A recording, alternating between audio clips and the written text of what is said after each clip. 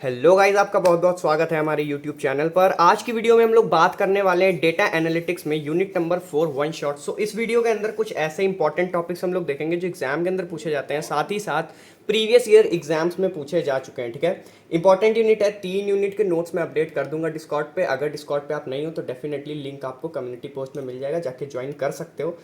Let's start with the conversation. तो सबसे पहले आता है हमारा माइनिंग फ्रीक्वेंट आइटम सेट। ठीक है, पहला टॉपिक इंपॉर्टेंट है, 10 नंबर के अंदर क्वेश्चन पूछा जा सकता है।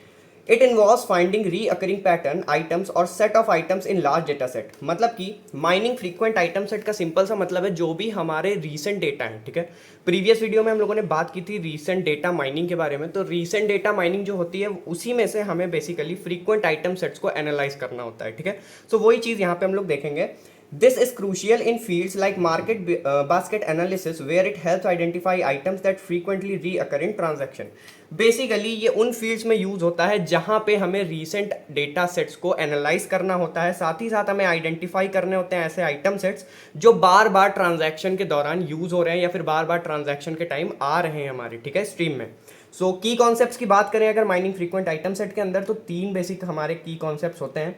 Item set, support, frequent item set. Item set क्या होता है? अ कलेक्शन ऑफ वन और मोर आइटम्स, एग्जांपल ब्रेड, बटर और मिल्क। ये हमारा एक पूरा सेट हो गया। ठीक है, अब इस एक सेट में 3 अलग अलग आइटम्स है, एक है हमारा ब्रेड, एक है हमारा बटर और एक है हमारा मिल्क। ठीक है, तो ये जो पूरा कलेक्शन है मोर देन वन आइटम का, यही होता है हमारा आइटम सेट। ठीक है, नेक्स्ट है हमारा support, frequency of occurrence of N item set in data. Support का मतलब होता है कि क्या फ्रीक्वेंसी है किसी एक पर्टिकुलर आइटम की ओवरऑल डेटा सेट में अकर होने की, यानी कि वो एक आइटम पूरे ओवरऑल डेटा ट्रांजैक्शंस के टाइम कितने बार अगेन एंड अगेन रिपीटेडली अकर हो रहा है। ठीक है, example, if milk butter appears in 3 out of 10 transaction it supports 30%। मतलब कि अगर हमारे ओवरऑल ट्रांजैक्शंस इस तरीके के मल्टीपल सेट्स के साथ हैं और हर एक सेट में अगर मान लेते हैं टोटल 10 सेट है हमारे पास, 10 ट्रांजैक्शंस है। ठीक है, उन 10 ट्रांजैक्शन में 3 ट्रांजैक्शन में मिल्क और बटर एक साथ अकर हो रहा है फ्रीक्वेंटली, तो उस केस में मिल्क और बटर वाले हमारे जो आइटम सेट है इसका जो सपोर्ट होगा वो 30% होगा। ठीक है, समझ आ गई बात? आगे बढ़ते हैं। Frequent item sets, an item set whose support is greater than और equal to a user defined minimum threshold. मतलब कि जो भी हमारे फ्रीक्वेंट आइटम सेट होते हैं वहां पे हमारा मिनिमम सपोर्ट थ्रेशोल्ड डिसाइडेड होता है। ठीक है, जैसे कि सिर्फ वही फ्रीक्वेंट आइटम सेट हमें कंसीडर करने हैं किसी एक सेट के अंदर जिसका मिनिमम थ्रेशोल्ड अगर यूजर ने डिफाइन किया है कि 30%, तो जिन भी आइटम सेट की अकरेंस 30% से कम होगी उन्हें ऑटोमेटिकली प्रियून कर दिया जाएगा, यानी उनको हटा दिया जाएगा। समझ में आ गया कि क्या कॉन्सेप्ट है? देखो, माइनिंग फ्रीक्वेंट आइटम सेट आपसे डायरेक्टली ये क्वेश्चन आ सकता है, इसके साथ में एक अटैच्ड क्वेश्चन आपको डेफिनेटली मिलेगा जो एल्गोरिदम पे बेस्ड होगा, चाहे वो ए प्रायरी एल्गोरिदम हो चाहे वो एफएम एल्गोरिदम हो। ठीक है, सो इस वजह से ये ओवरऑल 10 नंबर के अंदर पूछा जाएगा, बट इसका जो पर्सनल वेटेज है वो 5 नंबर या फिर मैक्सिमम टू मैक्सिमम 2 नंबर में ही आता है। तो आगे बढ़ते हैं, ए प्रायरी एल्गोरिदम देखते हैं, बहुत इंपॉर्टेंट एल्गोरिदम है। It is a classic algorithm used in data mining for mining frequent item set and relevant association rules। मतलब कि ये हमारी एक ऐसी क्लासिक एल्गोरिदम है जिसका यूज किया जाता है डेटा माइनिंग के अंदर फ्रीक्वेंट आइटम सेट्स को माइन करने के लिए, साथ ही साथ ये रिलेवेंट एसोसिएशन रूल्स भी डिफाइन करती है, यानी कि उस पर्टिकुलर डेटा सेट के अंदर जो भी हमारे फ्रीक्वेंट आइटम सेट हैं उनमें क्या एसोसिएशन रूल्स अप्लाई हो रहे हैं उनको भी डिफाइन करने का काम करती है हमारी ए प्रायरी एल्गोरिदम। ठीक है, it uses bottom up approach. सबसे पहली चीज ये हमारा बॉटम अप अप्रोच यूज करती है, where frequent subsets are extended one item at a time and non-frequent subsets are pruned। वही चीज है, ए प्रायरी एल्गोरिथम क्या करती है, जो भी हमारे फ्रीक्वेंट सबसेट्स हैं, ठीक है, डिफाइंड थ्रेशोल्ड के अकॉर्डिंग, उनको क्या करती है आइटम सेट की तरह यानी कि सबसेट्स की तरह अलग एक टेबल के अंदर मेंशन कर लेती है, और जो नॉन फ्रीक्वेंट सबसेट्स हैं जो अकर नहीं हो रहे हैं या जो मिनिमम थ्रेशोल्ड को सेटिस्फाई नहीं कर रहे हैं उनको ये प्रियून कर देती है, यानी उनको ये हटा देती है। ठीक है, स्टेप्स की बात करें ए प्रायरी एल्गोरिथम में, तो सबसे पहला स्टेप आता है हमारा जेनरेट कैंडिडेट आइटम सेट। सबसे पहले हमें कैंडिडेट आइटम सेट्स को जेनरेट करना होता है, that is start with item set of length 1, example bread, milk और बटर। जैसे कि हम लोगों ने टोटल सेट जो लिया था उसमें ब्रेड, मिल्क और बटर तीनों क्या थे, एक ही सेट के अंदर थे, बट जब हम ए प्रायरी एल्गोरिथम उस पर अप्लाई करते हैं तो जो सबसे पहला हमारा स्टेप होता है उसमें हमें सेलेक्ट करना होता है कि कौन कौन से कैंडिडेट हैं आइटम सेट के अंदर। ठीक है, तो जितने भी कैंडिडेट आइटम सेट के अंदर हैं ओवरऑल उन सबको एक सिंगुलर सेट में हम डिफाइन कर देंगे। ठीक, ब्रेड का एक सेट हो गया, एक मिल्क का हो गया और एक बटर का हो गया। ये हम लोग इसी एग्जांपल को लेके चल रहे हैं, आप एग्जाम में अपने अकॉर्डिंग एग्जांपल को चेंज कर सकते हो। सेकंड स्टेप है हमारा calculate support, count the support for each candidate item set, example bread has 50%, milk has 20%। जैसे कि सपोर्ट कैलकुलेट करना है इसके बाद, ठीक है। जब सबका एक सिंगुलैरिटी हमारा सेट डिफाइन हो गया उसके बाद सबके लिए हमें सपोर्ट को कैलकुलेट करना होगा, ठीक है। सपोर्ट कैलकुलेट करने का भी एक तरीका होता है, वो चीज़ें जब मैं एग्जांपल अभी आगे डिस्कस करूंगा ये प्रायरी का तो वहाँ पे मैं बता दूंगा, ठीक है। सो सपोर्ट कैलकुलेट करेंगे, जैसे कि ब्रेड का मान लीजिए 50% आ रहा है और मिल्क का 20%, ठीक है। तो इन दोनों के सपोर्ट कैलकुलेट हो गए। अब prune non frequent item set, remove item set that do not meet the minimum support threshold. अब उन आइटम सेट्स को रिमूव कर देना है जो मिनिमम सपोर्ट थ्रेशोल्ड को सेटिस्फाई नहीं कर रहे हैं, ठीक है। Example, if minimum support is 30%, remove milk with 20% support. मतलब कि अगर हमारा मिनिमम सपोर्ट 30% प्री डिफाइंड है तो उस केस में यहाँ पे हमारे मिल्क का जो है वो 20% आया है सपोर्ट, तो इसको क्या किया जाएगा, रिमूव कर दिया जाएगा, ठीक है। Generate new candidates, create new candidate item set by combining frequent item set. मतलब कि अब हमें यहाँ पे सेलेक्ट करने के बाद जो पूरे सेट्स मिलेंगे अलग अलग, ठीक है। अब जैसे कि ब्रेड का 50% आया है, हो सकता है बटर का भी 60% 70% आया हो, तो उस केस में क्या किया जाएगा, ब्रेड और बटर को कंबाइन करके एक नया सेट बनाया जाएगा। जितने भी एलिमेंट हमको मिलते जाएंगे उनको कंबाइन करते जाएंगे, इसीलिए इसको बॉटम अप अप्रोच भी बोला जाता है, यानी सिंगुलैरिटी से कन्वर्ज करते करते करते करते एक प्रॉपर बड़े सेट तक हमें पहुंचना होता है, ठीक है। तो generate new candidate, create a new candidate item set by combining frequent item sets, frequent item sets को कंबाइन करके एक नया कैंडिडेट आइटम सेट हमें बनाना होता है। Then combine bread and butter to form bread butter, वही चीज़ है जो मैंने अभी आपको बताई। एग्जाम्पल के लिए ब्रेड और बटर दो अलग सेट हैं, तो अब अगले स्टेप पे क्या होगा, जब एक बार हम लोग रिमूव कर देंगे सपोर्ट के बेसिस पे तो फिर से वापस से जो हमारे सेलेक्टेड है, जो रिमूव हो गया, जैसे मिल्क रिमूव हो गया तो वो तो हट गया है, बाकी जो बचे हुए हैं जैसे कि ब्रेड और बटर तो उनको वापस से कंबाइन कर दिया जाएगा, ठीक है। Repeat the process for item set for increasing length until no more frequent item set can be generated. ये काम हमें तब तक करना है जब तक कि हमें फाइनल सेट नहीं मिल जाता। मतलब कि यहाँ पे ब्रेड और बटर सिर्फ 2 आइटम सेट थे तो हमने कन्वर्ट किया तो 2 की लेंथ मिल गई, इससे ज्यादा एलिमेंट्स यहाँ नहीं आ सकते। बट अगर यही हमारे पास 15-20 अलग अलग आइटम सेट्स होते तो उस केस में कन्वर्ट करने पर 15-20 का एक सिंगुलर सेट बनता फाइनलाइज्ड, ठीक है। उसमें रिमूव होते थोड़े एलिमेंट्स पड़े हुए होते तो सारे मिला के एक प्रॉपर जब फाइनल सेट बन जाएगा, उसके आगे हम फर्दर सेट को इंक्रीज नहीं कर सकते, कंबाइन नहीं कर सकते, तो उस केस में वो हमारा फाइनल टर्मिनेशन पॉइंट होता है, ठीक है। एग्जाम्पल की बात करें तो assume minimum support threshold is equals to 50%। अब एक एग्जाम्पल देखते हैं जो एग्जाम में आपसे इसी तरह के क्वेश्चन पूछे जाते हैं। बाकी ए प्रायरी का एक न्यूमेरिकल जो पीवाईक्यू में आया हुआ है वो मैं न्यूमेरिकल वाली वीडियो में ऐड कर दूंगा, ठीक है। सो एग्जाम्पल समझते हैं। Assume minimum support threshold is equals to 50%। मान के चलिए कि जो मिनिमम सपोर्ट थ्रेशोल्ड दिया गया है, ठीक है, वो 50%, और एग्जाम में अगर न्यूमेरिकल आएगा तो मिनिमम सपोर्ट और मिनिमम कॉन्फिडेंस दोनों चीज़ें आपको गिवन होगी। अब कॉन्फिडेंस उनके कंफ्यूज मत होना, ज़्यादा कॉम्प्लिकेटेड चीज़ नहीं है। हाँ, इस वीडियो में मैं कॉन्फिडेंस के बारे में बात नहीं करूंगा। द रीज़न इज कि यहाँ पे अगर मैंने वो बता दिया और आप अगर पहली बार देख रहे हो ए प्रायरी एल्गोरिथम तो आप कंफ्यूज हो जाओगे, आपको चीज़ें समझ नहीं आएंगी, ठीक है। तो जब मैं न्यूमेरिकल बताऊंगा तब मैं वहीं पे बता दूंगा कि कॉन्फिडेंस का रोल क्या होता है और काम क्या होता है। बहुत छोटा सा काम है, सिर्फ एसोसिएशन रूल जनरेट करने के लिए कॉन्फिडेंस का यूज करते हैं। सिंपल सी चीज है, वहां पे क्लियर हो जाएगी। अभी के लिए इतना समझ लो कि सपोर्ट के बेसिस पे कैसे हम फाइनल सेट्स को जनरेट करते हैं, ठीक है। तो इस पे बेसिकली एग्जांपल में 5 ट्रांजैक्शन है हमारे पास, T1 T2 T3 T4 and T5। हर एक ट्रांजैक्शन में आइटम सेट्स यहाँ पे गिवन है, bread milk, bread butter, milk butter, bread milk butter और ब्रेड मिल्क, ठीक है। तो सारे आपको यहाँ पे ट्रांजैक्शंस दिख रही हैं। अब चलते हैं, देखते हैं किस तरीके से इन स्टेप्स को अप्लाई करके हम यहाँ पे इसको सॉल्व करते हैं। So the first step is generate candidate item set, ठीक है। तो अब हमें कैंडिडेट आइटम सेट्स को सेलेक्ट करना है। तो जैसे कि यहाँ पे आप देख सकते हो total candidate item set, distinct item set हमें चूज करने होते हैं, ठीक है। तो एक ब्रेड है, ठीक है, और मिल्क है और बटर है। इन तीनों के अलावा कोई और आइटम सेट यहाँ पे, कोई भी आइटम यहाँ पे नहीं इंक्लूडेड है, ठीक है। तो हम क्या करेंगे, इन 3 को अलग अलग सेट बना लेंगे हम, ठीक। अगर ब्रेड मिल्क बटर के अलावा कोई और भी एलिमेंट होता जैसे मैंगो बनाना, तो इनके लिए भी एक डेफिनेट हम सेट बनाते, ठीक है। तो ये समझ में आ गई बात। अगला step, calculate support for each. हर एक का सपोर्ट कैलकुलेट करना है। अब देखो सपोर्ट कैसे कैलकुलेट किया जाता है। Bread 4/5, milk 3/5, butter 3/5। इसका मतलब क्या है, देखो ब्रेड जो है हमारा, ठीक है, ओवरऑल ट्रांजैक्शन कितनी है हमारे पास, 5 ट्रांजैक्शन में कितनी ट्रांजैक्शन ऐसी हैं जहां पे ब्रेड हमारा अकर हो रहा है, ठीक है।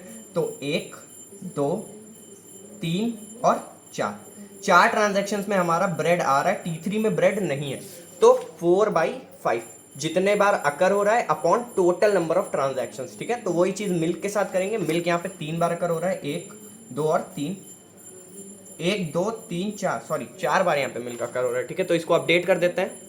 सो ये अपडेट हो गया, यहाँ 4/5 और ये 80% हो गया, ठीक है। अब बटर की बात करें, 3/5 60%, क्यों? 3 बार यहाँ पे बटर अकर हो रहा है, ठीक है, 1 2 और 3, ठीक है। तो 3 बार, ओवरऑल ट्रांजैक्शन 5। तो इस तरीके से हम सपोर्ट को कैलकुलेट करते हैं। सपोर्ट कैलकुलेट करना काफ़ी ईजी प्रोसेस है, बस याद रखना ऊपर क्या लिखा जाएगा, नंबर ऑफ अकरेंस, ठीक है, number of occurrence of particular item set, और नीचे क्या होगा, टोटल नंबर ऑफ ट्रांजैक्शंस, ठीक है। अगला स्टेप है हमारा फ्रीक्वेंट आइटम सेट। अब हमें देखना है फ्रीक्वेंट आइटम सेट इसमें से कौन सा है। अगर यहाँ पे कंडीशन हमें 50% मिनिमम सपोर्ट की दी हुई है और आप देख सकते हो तीनों ही हमारे 50% से ज़्यादा हैं, तो उस केस में तीनों ही आइटम सेट हमारे सेलेक्ट हो जाएंगे, ठीक। अब दोबारा से जनरेशन होगा, बट इस बार क्या होगा, इस बार सेट बनेंगे। 3 अलग अलग सेट थे यहाँ पे। अब क्या होगा, जब हम दोबारा जनरेट करेंगे तो 2 2 के सेट बनाएंगे, फिर जनरेट करेंगे तो 3 3 के सेट बनाएंगे, फिर जनरेट करेंगे तो 4 4 के सेट बनाएंगे। इस तरीके से हम तब तक सेट बनाते रहेंगे जब तक फाइनल सेट तक हम पहुंच नहीं जाते, ठीक है। अब तीनों हम सेलेक्ट कर चुके हैं, तो तीनों से हम नया कैंडिडेट आइटम सेट बनाते हैं। तो ब्रेड बटर एक, ब्रेड और मिल्क एक बन जाएगा, ठीक है। ब्रेड बटर एक बन जाएगा, बटर और मिल्क एक बन जाएगा। 3 आइटम सेट यहाँ पे अलग अलग बन जाएंगे इन 3 सेट से, ठीक। अब फिर से इन सबका कैलकुलेट सपोर्ट करना है। कैसे कैलकुलेट करेंगे, देखेंगे ब्रेड मिल्क एक साथ कितनी ट्रांजैक्शन में अकर हो रहा है, ठीक है। अपॉन में तो 5 ही रहेगा क्योंकि टोटल ट्रांजैक्शन से नीचे लिखनी है। ऊपर क्या होगा, कितने बार ब्रेड और मिल्क अकर हो रहा है, ठीक है। तो ब्रेड और मिल्क एक साथ, 1 बार 2 बार 3 बार, ठीक है। 3 बार आ रहा है यहाँ पे, तो 3 बार यहाँ पे लिखा हुआ है, 60% आ गया सपोर्ट हमारा, ठीक। फिर इसी तरीके से ब्रेड और बटर एक साथ कितने बार आ रहा है, ब्रेड बटर 1, ब्रेड बटर 2, ठीक है, 2 बार आया तो 2/5। और मिल्क और बटर कितने बार आया, 1 2, तो मिल्क और बटर भी 2 बार, तो 2/5 2/5 40% 40%। अब देखो क्या हुआ, यहाँ पे थ्रेशोल्ड हमारा मीट नहीं किया। 50% थ्रेशोल्ड हमें चाहिए था, 50% सपोर्ट यहाँ पे नहीं है, तो क्या होगा, सिर्फ ब्रेड और मिल्क वाला ये वाला हमारा सेलेक्ट हो जाएगा। Frequent item set bread milk pruned other set, बाकी अदर सेट हम क्या करेंगे, प्रियून कर देंगे, यानी रिमूव कर देंगे, ठीक है। No further candidate will be generated since there are no 2 frequent item set to extend. अब देखो 2 फ्रीक्वेंट आइटम सेट्स हमारे पास होने चाहिए एक्सटेंड करने के लिए, ठीक है। जैसे यहाँ पे 3 आइटम सेट्स थे हमारे पास फ्रीक्वेंट, ठीक है, तो हम लोगों ने एक्सटेंड कर लिया, 2 2 का ग्रुप बना लिया। बट यहाँ पे क्या है, एक ही सेट आया हमारा फाइनल, ठीक है, 2 का एक ही फाइनल सेट आया। अब इसको और एक्सटेंड हम नहीं कर सकते क्योंकि और कोई है ही नहीं हमारे पास एक्सटेंशन के लिए। तो अब क्या होगा, ये हमारा फाइनल टर्मिनेशन पॉइंट होगा और यहीं से हमें फ्रीक्वेंट आइटम सेट मिल जाएंगे, जो कि है ब्रेड मिल्क बटर, यहाँ पे जो हमारा निकल के आया था फ्रीक्वेंट आइटम सेट, ठीक है। और जो फाइनल फ्रीक्वेंट आइटम सेट है वो हमारे ब्रेड मिल्क एक साथ में, ठीक है। मतलब ब्रेड मिल्क और बटर ये तीनों अगर अलग अलग देखे जाए तो फ्रीक्वेंट आइटम सेट की कैटेगरी में आ सकते हैं, प्लस ब्रेड और मिल्क अगर एक साथ कंसीडर किए जाए तो ये हमारे फ्रीक्वेंट आइटम सेट में आ सकते हैं, ठीक है। सो आई होप क्लियर हो गया होगा ए प्रायरी एल्गोरिदम क्या होती है, ठीक है। न्यूमेरिकल भी आप कर लोगे इतने पे भी, बट मैं एक बार प्रॉपर न्यूमेरिकल आपको एक्सप्लेन कर दूंगा न्यूमेरिकल वाली वीडियो में, क्योंकि पीवाईक्यू में पूछा गया है ए प्रायरी का क्वेश्चन, ठीक है। सो आगे बढ़ते हैं, एफएम एल्गोरिदम देखते हैं, फ्लैजुलेट मार्टिन एल्गोरिदम इंपॉर्टेंट है, इस पे बेस्ड भी न्यूमेरिकल्स एग्जाम में आए हुए हैं, ठीक है। तो बेसिकली ये न्यूमेरिकल बेस्ड ही क्वेश्चन है, इस पे एल्गोरिदम लिखने को नहीं आई थी, बट स्टिल मैं यहाँ पे एल्गोरिदम बता दूंगा ताकि आप चीज़ों को समझ जाओ कि वहाँ पे काम हो कैसे रहा है एक्चुअली में, ठीक है। It is a probabilistic algorithm used to estimate the number of distinct element in a data stream. ये बेसिकली एक probabilistic algorithm होती है। अब probabilistic algorithm का मतलब है कि probabilities के बेसिस पे ये estimate करती है कि total number of distinct element कितने हैं किसी एक particular stream के अंदर, ठीक है। It utilizes the use of hash functions and the properties of bit pattern in the hash values to estimate the number of distinct element। मतलब कि ये overall hash functions का utilization करता है, उनके बेसिस पे bit patterns को समझता है और उसी के बेसिस पे hash values को यूज करता है estimate करने के लिए कितने distinct element हैं हमारे पास, ठीक है।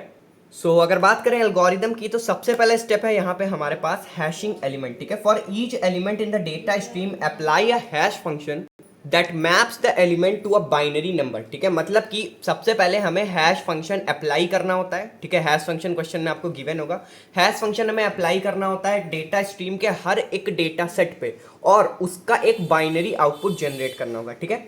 Trailing zeros for each hatched value determine the number of trailing zeros. अब बाइनरी में कन्वर्ट करने के बाद जीरो का जो ट्रेल आ रहा है, ठीक है, मतलब एक साथ कितने जीरो अकर हो रहे हैं मैक्सिमम नंबर ऑफ, ठीक है, वो होता है हमारे ट्रेलिंग जीरोस। तो उनको हमें क्या करना है, डिटरमाइन करना है, मतलब देखना है कि किस में है कितना है, ठीक है। minimum trailing zeros, track the maximum trailing zeros, track the maximum number of trailing zeros observed. If the maximum number of trailing zeros is r, then we estimate that there are approximately 2 to the power r distinct element. ठीक है, अब अगर overall जो आपकी estimation है सारी hatched values के जो आपने ट्रेलिंग जीरो निकाले हैं उसमें जो मैक्सिमम वाला ट्रेलिंग जीरो होगा ना, देखो अगर ये चीज़ें समझ नहीं आ रही है कि क्या है तो कंफ्यूज होने की जरूरत नहीं, बस सुन लो, क्योंकि जब न्यूमेरिकल कराऊंगा तो ये चीज़ें विजुअलाइज हो जाएंगी प्रॉपरली। ठीक है, अगर आपने न्यूमेरिकल किया होगा पीयूटी वगैरह के लिए तो आपको थोड़ा बहुत बेसिक आइडिया होगा। ठीक है, तो क्या होता है, ट्रेलिंग जीरो मैक्सिमम वाला हम सेलेक्ट करते हैं और फिर हम ये देखते हैं कि जो उस ट्रेलिंग जीरो का जितना वैल्यू आ रही है, जैसे कि मान लो एक ट्रेल में हमारे पास 4 जीरोज आ गए। ठीक है, मान लो, वैसे तो नहीं होता, 3 जीरोज ही आते हैं मैक्सिमम ज़्यादातर क्वेश्चंस में, बट अगर 4 जीरोज आ गए एक साथ तो उस केस में क्या होगा, आर की वैल्यू हो जाएगी 4, यानी टोटल डिस्टिंक्ट एलिमेंट जो हमारे पास होंगे वो approximately 2 to the power R होंगे, that means 2 to the power 4, that is 16। ठीक है, then the last step is that is step 4, that is averaging. ठीक है, एवरेजिंग के केस में क्या होता है, मल्टीपल हैश फंक्शंस का यूटिलाइजेशन होता है। To improve accuracy use multiple independent hash functions and take the average of their estimates. मतलब कि यहाँ पे एक्यूरेसी को इंप्रूव करने के लिए हम लोग अलग अलग हैश फंक्शंस का यूज करते हैं एंड उसके साथ ही साथ टोटल एवरेज लेते हैं जितना भी एस्टिमेट रिजल्ट हमारा आ रहा होता है। ठीक है, जैसे कि सबकी 2 to the power R calculate कर लेंगे एंड देन सारे 2 की पावर आर का जो भी वैल्यूज आएगी सम करके उनका एवरेज ले लेंगे बेसिकली, तो हमको क्या मिलेगी, फाइनल वैल्यू जो कि ज़्यादा एक्यूरेट और ज़्यादा अप्रॉक्सीमेट होती है। ठीक है, इसके बाद आता है अगला स्टेप हमारा के मींस क्लस्टरिंग एल्गोरिदम। इस पे न्यूमेरिकल आता है एग्जाम में, वो न्यूमेरिकल वाली वीडियो में डिस्कस कर लूँगा। ठीक है, let's start with this, that is के मींस क्लस्टरिंग एल्गोरिदम। ये भी काफ़ी ज़्यादा ईजी है, सिंपल है, पूछी जाती है एग्जाम में, चाहे आप डेटा एनालिटिक्स पढ़ रहे हो, चाहे आप बिग डेटा पढ़ रहे हो, चाहे आप मशीन लर्निंग टेक्निक्स पढ़ रहे हो। ठीक है, तीनों में ही ये पूछी जाती है। एल्गोरिदम इंपॉर्टेंट है, ध्यान से समझ लो। It is a popular unsupervised machine learning algorithm used to partition a data set into K clusters where each data point belongs to the cluster with the nearest mean. मतलब कि यहाँ पे एक कंप्लीट डेटा सेट हमको given होता है। ठीक है, उस कंप्लीट डेटा सेट को हम छोटे छोटे के क्लस्टर्स में डिवाइड करते हैं। ठीक है, अलग अलग के क्लस्टर्स में पार्टीशन करते हैं। किस बेसिस पे, हम कुछ उसमें से पर्टिकुलर पॉइंट सेलेक्ट करते हैं। ठीक है, उन पॉइंट से डिस्टेंस कैलकुलेट करते हैं, यूक्लिडियन डिस्टेंस के बेसिस पे बेसिकली ये ज़्यादातर होते हैं क्वेश्चन सॉल्व। ठीक है, न्यूमेरिकल भी इस पे आता है, न्यूमेरिकल भी मैं डिस्कस कर लूँगा इसका। ठीक है, उसके बेसिस पे इसको सॉल्व करते हैं और देखते हैं कि कितना कौन सा पर्टिकुलर क्लस्टर किस क्लस्टर से बिलोंग कर रहा है based on the nearest mean, मतलब नियरेस्ट डिस्टेंस किसकी है। ठीक है, उसके अकॉर्डिंग हम डिसाइड करते हैं। अगर ये समझ में नहीं आ रहा है तो अभी देखो एल्गोरिदम समझ में आ जाएगा। ठीक है, सबसे पहले आता है हमारा initialization, choose the number of clusters के। सबसे पहले हमें के की वैल्यू चूज करनी होती है कि हमें कितने क्लस्टर बेसिकली डिफाइन करने हैं। ठीक है, इनिशियलाइज के centroids randomly, these centroids can be randomly selected from the data set. अब क्या करना है, अब के हमें सेंट्रॉइड्स लेने हैं। अब हमने डिसाइड कर लिया कि हमें के क्लस्टर्स बनाने हैं तो हमें के सेंट्रॉइड्स लेने पड़ेंगे। ओवरऑल डेटा सेट में मान के चलिए आपके 5 एलिमेंट है। ठीक है, इनिशियली मैं मान लेता हूँ कि 5 एलिमेंट है। अब हमने उसमें के की वैल्यू ले ली 2 की, हमें 2 क्लस्टर्स बनाने, तो हम क्या करेंगे, 2 रैंडम पॉइंट्स को, 2 रैंडम डेटा को हम सेलेक्ट कर लेंगे। ठीक है, जैसे 1 2 3 4 5 लिखा है, एक हमने 2 सेलेक्ट कर लिया और एक हमने सेलेक्ट कर लिया 4। ठीक है, 2 सेंट्रॉइड हमने सेलेक्ट कर लिए, ये होता है इनिशियलाइजेशन। ठीक है, नेक्स्ट आता है हमारा assignment step. Assign each data point to the nearest centroid, this forms K cluster, distance is usually measured using Euclidean distance formula. अब हमें क्या करना है, हमें देखना है कि कौन किसके ज्यादा क्लोज है। ठीक है, जैसे 2 के ज्यादा क्लोज कौन है, 3 है 1 है। ठीक है, 4 के ज्यादा क्लोज कौन है, 3 है और 5 है। ठीक, तब 3 कॉमन पड़ गया। बट जब हम के मींस क्लस्टर अप्लाई करते हैं तो मैक्सिमम टाइम्स ऐसा होता है कि जो हमारे आसपास की डिस्टेंसेज होती हैं वो कुछ इस तरीके से होती हैं, जैसे 1 2 3 4 5 मैंने तो सीरीज में ले लिया, बट ये वैल्यूज होती हैं लाइक 1 2 3 5 6 7। ठीक है, तो इस केस में क्या होगा, 6 और 2 अगर हमने सेलेक्ट किया है तो 6 के पास वाला कौन सा है, 5 और 7, 2 के पास वाला कौन सा 1 और 3, तो इसका एक क्लस्टर बन जाएगा 1 2 3 का, और 5 6 7 का एक क्लस्टर बन जाएगा। तो इस तरीके से के क्लस्टर्स में ये डिफाइन हो जाएंगे सेंट्रॉइड के बेसिस पे। विजुअलाइज हो रही हैं चीजें, समझ आ रहा है। ठीक है, आगे बढ़ते हैं। ये बेसिकली अगर हम टर्म्स में बात करें डेटा एनालिटिक्स के तो यूक्लिडियन डिस्टेंस के बेसिस पे यहाँ पे काम होता है। ठीक है, अपडेशन की बात करते हैं। Recalculate the centroid of each cluster, the new centroid in mean of all the point assign to that cluster, मतलब कि अब वापस से हमें हर एक क्लस्टर, 2 क्लस्टर में डिफाइन हो गया, ठीक है। अब उस हर एक क्लस्टर में हमें फिर से वही काम करना है, सेंट्रॉइड चूज करना है नया, ठीक है, अपडेट कर देना है सेंट्रॉइड, नया सेंट्रॉइड चूज करना है और उसके बेसिस पे मीन्स कैलकुलेट करने हैं पॉइंट के, और फिर से हमें क्या करना है, अगला डेटा सेट बना लेना है। ठीक, समझ आ गई बात। नेक्स्ट आता है हमारा रेपिटेशन। तो ये रेपिटेशन हमें कब तक करना होगा, ठीक है, हमें ये रेपिटेशन तब तक करना होगा जब तक सेंट्रॉइड बदलने पे भी हमारे सेट्स ना चेंज हो, ठीक है। जैसे 1 2 3 5 6 7 हमारा जो आ गए 2 डेटा सेट, अब अगर हम इन दोनों अलग अलग क्लस्टर्स में सेंट्रॉइड की वैल्यूज को चेंज भी कर देंगे तो उस केस में नए क्लस्टर्स फॉर्म नहीं होंगे, क्योंकि ये 3 मिनिमम डेटा सेट है और हमें k इक्वल्स टू 2 चाहिए था, तो वो हमें मिल चुका है। ठीक, समझ आ गई बात। या फिर नंबर ऑफ इटरेशंस एक्सपायर हो जाए तब काम बन सकता है, ठीक है। तो दोनों चीजें होती हैं, ठीक है। रेपिटेशन हम तभी करेंगे। सो आई होप ये भी क्लियर हो गया होगा, ठीक है। इस पे भी न्यूमेरिकल में करा दूंगा, तो टेंशन लेने की जरूरत नहीं है, चीजें वहां पे क्लियर हो जाएंगी। इस वीडियो को बस बनाने का एक ही मेरा मोटिव है कि आपको कॉन्सेप्ट बेसिक पता चल जाए कि कैसे काम कर रहा है, नहीं तो न्यूमेरिकल समझाने में बहुत ज्यादा प्रॉब्लम होती है, ठीक है। तो अगर आपको कॉन्सेप्ट बेसिक समझ में आएगा कि किस तरीके से काम हो रहा है, तो वहां पर जब मैं बताऊंगा ना, भले ये चीजें आपको याद ना हो बट स्टिल ये चीजें आपके सबकॉन्शियस में रहेंगी, तो आपको चीजें वहां पे समझना ज्यादा इजी हो जाएगा।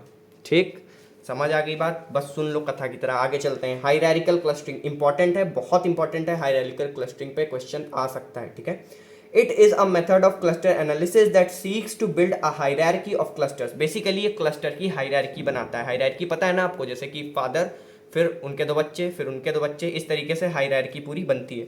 It can be divided into 2 main types. इसके 2 तरीके होते हैं हायरार्की बनाने के। एक होता है एग्लोमेरेटिव, ठीक है, बॉटम अप अप्रोच होती है, यानी कि सिंगल से मल्टीपल सेट तक जाएगा। और एक होता है डिविसिव, ठीक है, टॉप डाउन अप्रोच होती है, यानी कि पूरे एक मल्टीपल वाले सेट को सिंगल सिंगल क्लस्टर्स में ब्रेक डाउन कर देगा, ठीक है। क्लस्टर की बात होगी यहाँ पे। अब एग्लोमेरेटिव क्लस्टरिंग क्या होती है, start with each data point as a single cluster. अब यहाँ पे हर एक डेटा पॉइंट हमारा सिंगल क्लस्टर होता है, सिंगल सेट होता है, ठीक है। Iteratively merge the closest cluster until all point are in a single cluster और in desired number of cluster is reached. मतलब कि या तो हमें जितना बड़ा क्लस्टर चाहिए वो हमें मिल जाए, या फिर सारे पॉइंट्स हमारे कन्वर्ज हो जाएं, तब तक हम क्या करेंगे, क्लस्टर्स जो हमारे सिंगल क्लस्टर थे उनको मर्ज कराते रहेंगे। ठीक, मर्ज एल्गोरिदम आपने पढ़ी थी ना, वहाँ पे जब मैंने पढ़ाया था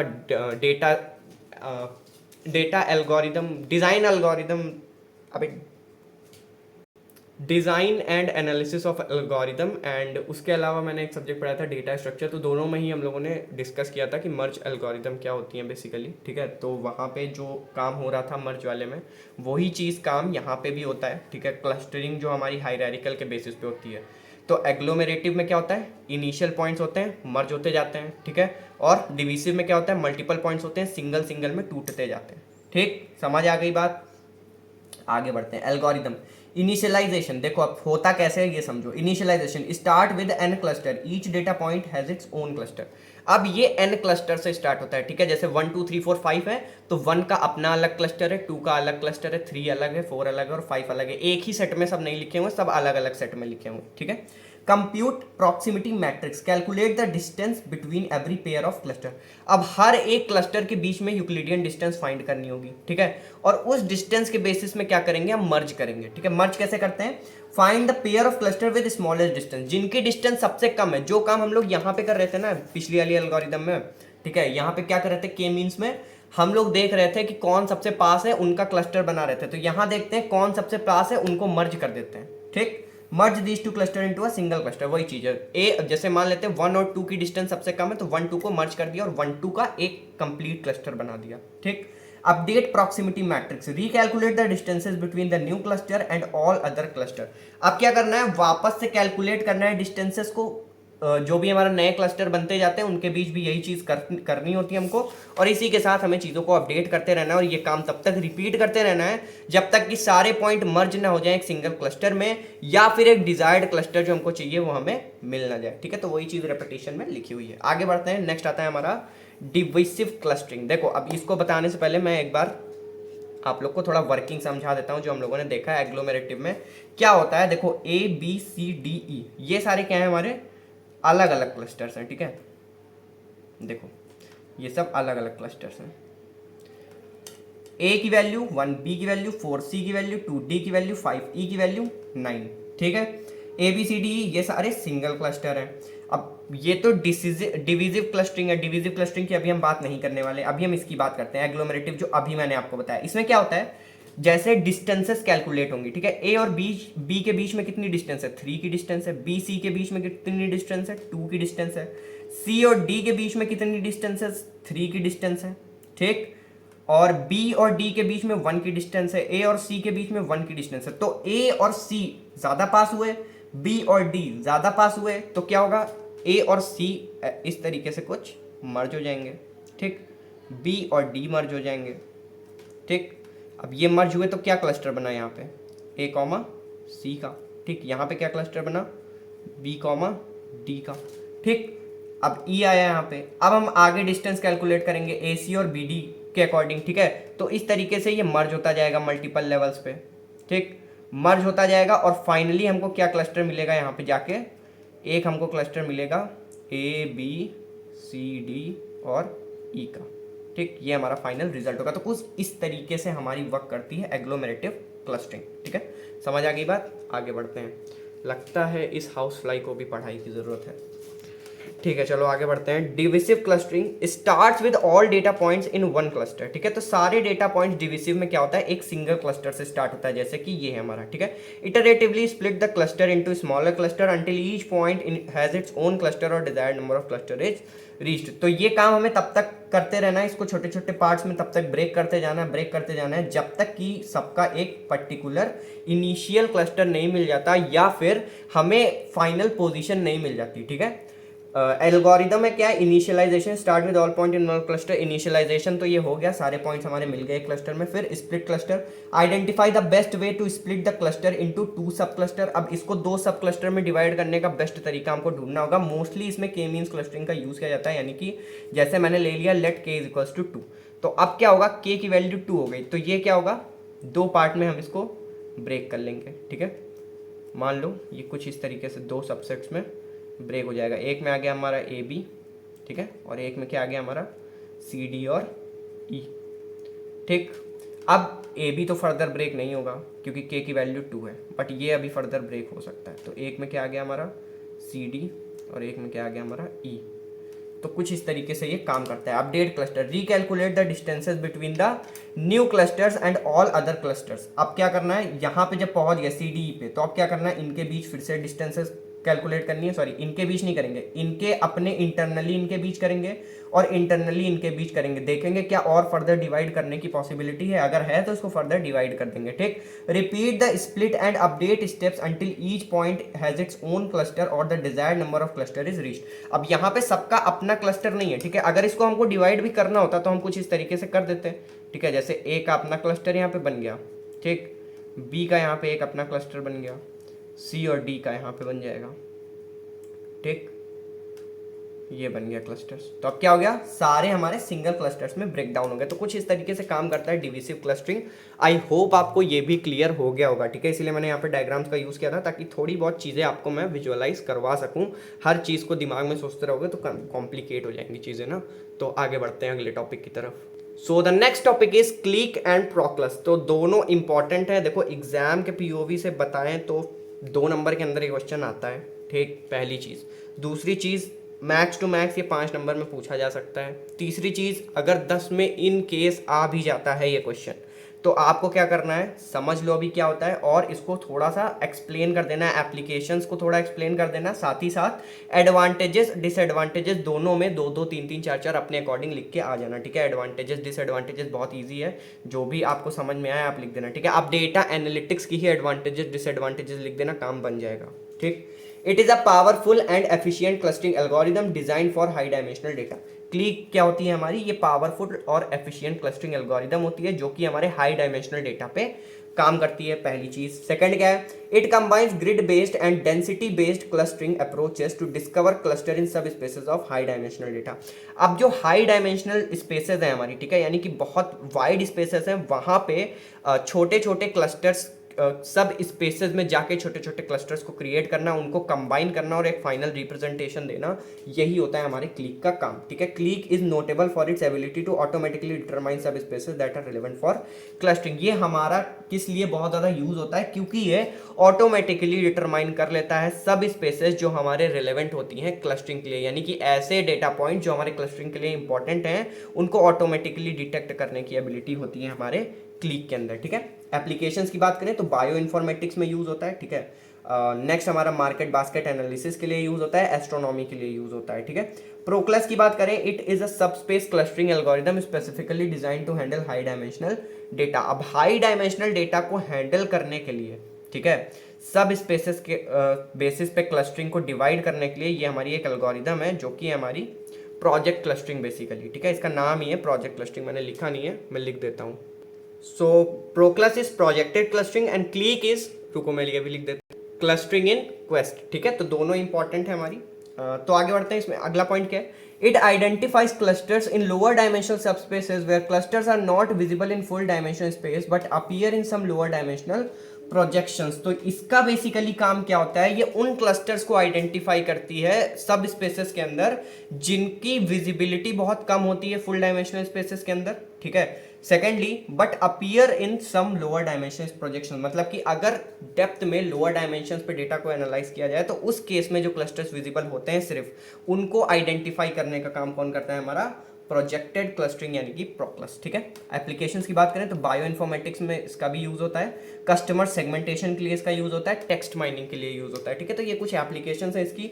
बाकी क्लिक और प्रोक्लस ईजी है, इतना कुछ कॉम्प्लिकेटेड नहीं है, बट इतना इंपॉर्टेंट भी नहीं है। 2 से 3 5 नंबर में पूछा जाएगा ये क्वेश्चन। ठीक है, 10 नंबर में वैसे तो नहीं आना चाहिए, बट इनकेस आ भी जाता है तो आप कुछ लिख लो, इसलिए इसको इंक्लूड किया है वीडियो के अंदर। ठीक है, बाकी इस यूनिट के अंदर जितनी एल्गोरिदम्स हैं और न्यूमेरिकल्स हैं वो आपके मोस्ट इंपॉर्टेंट रहने वाले हैं। न्यूमेरिकल की वीडियो में डाल दूंगा, तो परेशान होने की जरूरत नहीं है। हाँ, ये मत पूछना कि कब डालूंगा, देखो जिस दिन एग्जाम होगा, एग्जाम की डेट आई गेस 15 है, तो मैं 14 को अपलोड कर दूंगा न्यूमेरिकल वाली वीडियो, आप लोग उस दिन पढ़ लेना। ठीक है, न्यूमेरिकल फटाफट से हो जाएंगे, कॉम्प्लिकेटेड नहीं है बिल्कुल भी, समझ में आ जाएंगे। मैं पूरी कोशिश करूंगा कि एकदम ईजिली आपको हर चीज़ क्लियर कर दूं। तो so thanks for watching this video, all the very best for the exams. Playlist का लिंक डिस्क्रिप्शन बॉक्स में है, आप वहाँ से एक्सेस कर सकते हो। Thank you.